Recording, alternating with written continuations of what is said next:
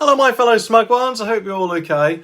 Well, I've just heard some news that I know a lot of people are going to find really sad. I know I don't exactly look that upset, but that's because I know that this news is really going to annoy my girlfriend. Yes! Let's begin.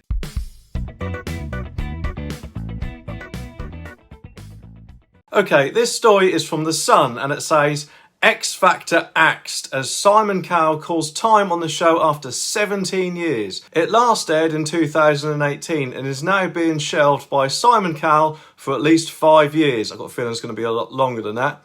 But sources close to the 61-year-old music mogul believe that X Factor is unlikely to return to UK screens. And to be honest, I'm surprised it even lasted this long. I mean, I used to watch it when it first came out, but I doubt I've even seen it within the last few years, mainly due to a few things I've heard. Firstly, the audition process, and I'm not talking about the one where we see on TV with Simon Cowell and whoever else is presenting it nowadays that judges them. But apparently, from what I've heard, there's actually a few stages that you've got to go through before you even are allowed to go onto the proper TV auditions, where someone from the show, like, I don't know, a producer or something, judges you first, a few weeks or even months beforehand, which, yes, would mean those people that sometimes get on there, you know the ones I mean, the ones that could quite literally empty a pub whenever they go on the karaoke. Actually, to be honest, I'm quite good at that as myself. But anyway, they've probably been told that they're amazing and going to be a star and things like that, and they're now through to the TV auditions. And secondly, well, actually, to be honest, this is probably going to make me sound a little bit heartless,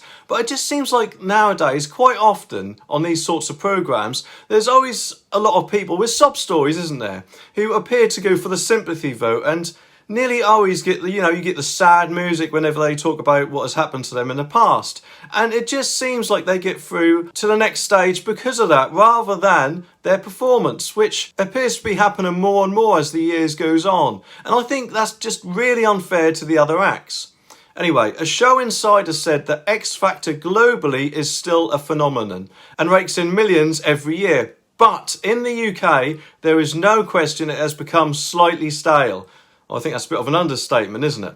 Simon will now focus on a new big money game show called Walk the Line. And I bet you anything you like, it will more than end up being some sort of talent show rather than a game show. Maybe like, I don't know, Britain's Got Talent Recycled maybe.